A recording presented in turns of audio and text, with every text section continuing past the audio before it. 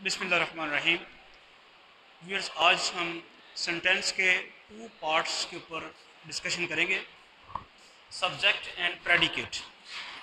पहले हम subject define करते हैं कि सब्जेक्ट क्या है और उसके बाद फिर प्रेडिकेट।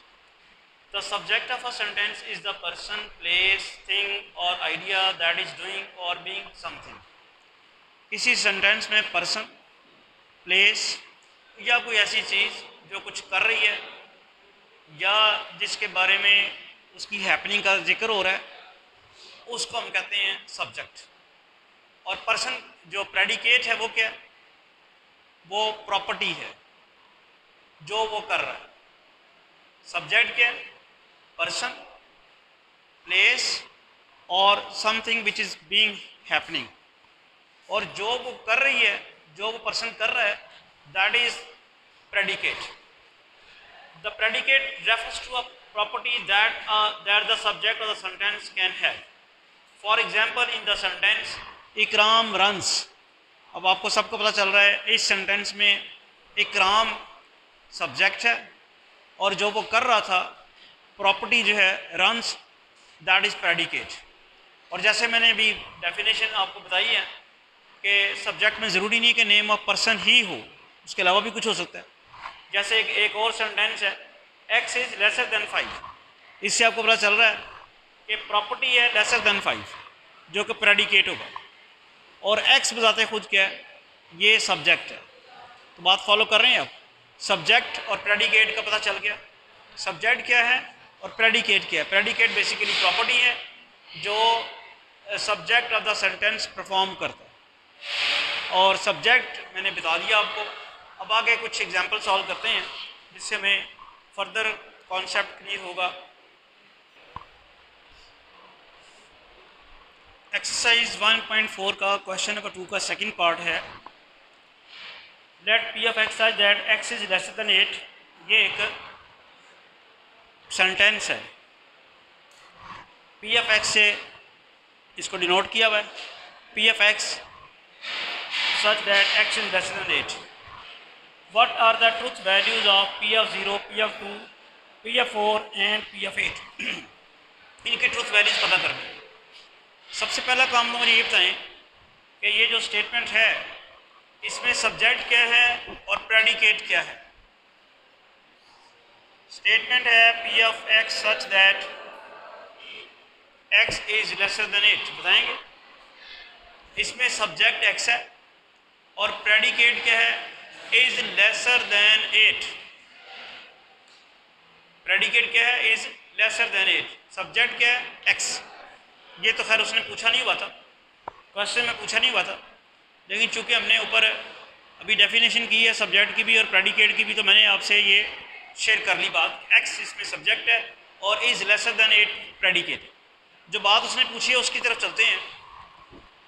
इसको देखते हुए आप P ऑफ 0 कैसे फाइंड करेंगे? यहाँ यही लिखेंगे P ऑफ 0 और x की जगह 0 आ जाएगा। फिर देख लें, ये जो हमारे पास स्टेटमेंट है वो है P of X such that x is lesser than 8। जैसे मैं x की जगह 0 पुट करूंगा तो बन जाएगा P of 0 such that 0 is lesser than 8। ये बन जाएगी ये वाली स्टेटमेंट P ऑफ 0। अब इसके बारे में बताएं क्या ये ट्रू है कि नहीं है?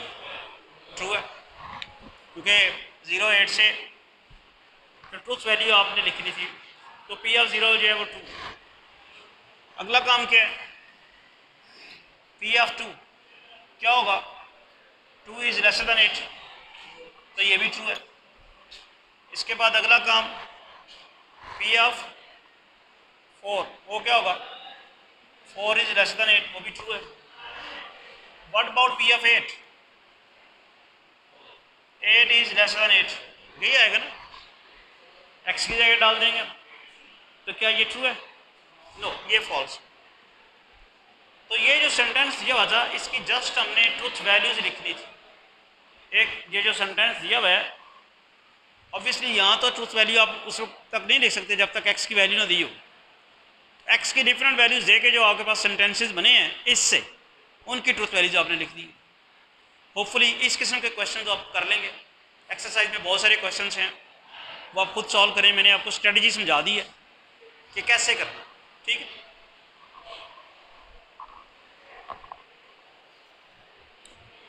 क्वेश्चन नंबर 2 का फिफ्थ पार्ट देखें। Let Q X Y is such that let Q X Y be such that Y is equal to X minus 2।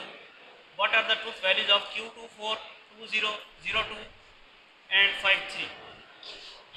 इनमें आप ये गौर करें कि जो क्यू एक्स वाई दिया हुआ है, आपने हमेशा पहले एक्स की वैल्यू लिखनी है और फिर वाई की।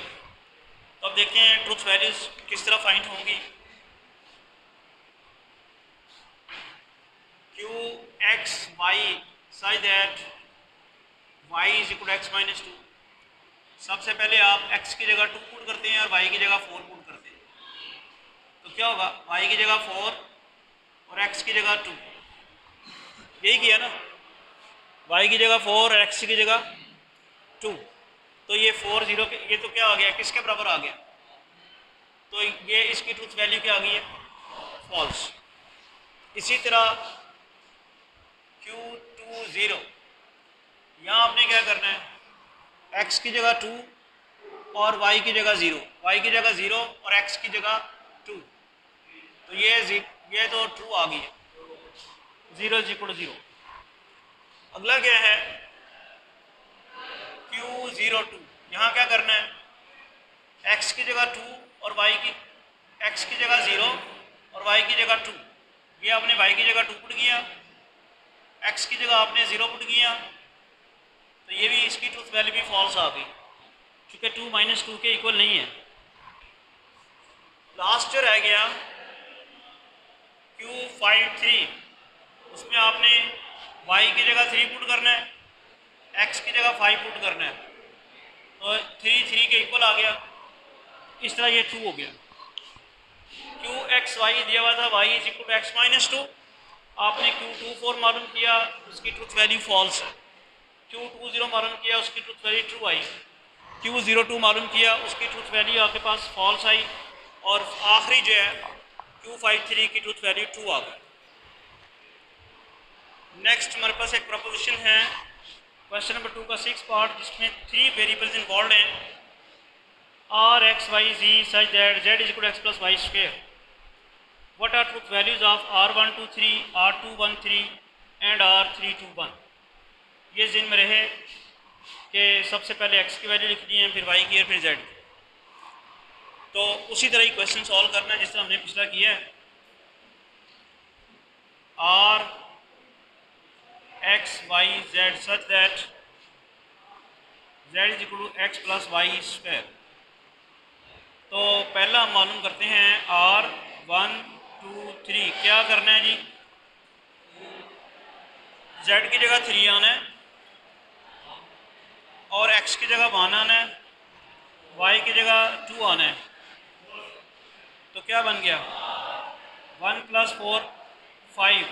तो ये फॉल्स नहीं होगी, 3 इज इक्वल टू 5 आ गया तो फॉल्स हो गया। अगला काम क्या है, R213, यहाँ आपने क्या करना है, z की जगह 3 और x की जगह 2 और y की जगह 1, 2 + 1 और ये 3 आ गया, इसकी ट्रूथ वैल्यू 2 आ गई। शाबाश। फाइनली R321, आप z की जगह 1, x की जगह 3, y की जगह 2, ये बन गया 3 + 4 इज इक्वल टू 7। तो इसकी ट्रूथ वैल्यू भी क्या हो गई है, फॉल्स। इसके साथ ही आपने आज जो सीखा, क्या क्या चीज़ें हमने आज डिस्कस करनी है। सब्जेक्ट क्या है सेंटेंस में, और प्रेडिकेट क्या है, और फिर कुछ उससे रिलेटेड हमने प्रॉब्लम्स डिस्कस करनी है। इस तरह के और बहुत सारे क्वेश्चंस होंगे, वर्किंग आपको पता चल गई है। तो आज का लेक्चर हम यहीं वाइंड अप करते हैं। नेक्स्ट टॉपिक इंशाल्लाह हम नेक्स्ट लेक्चर में करेंगे। Thank you.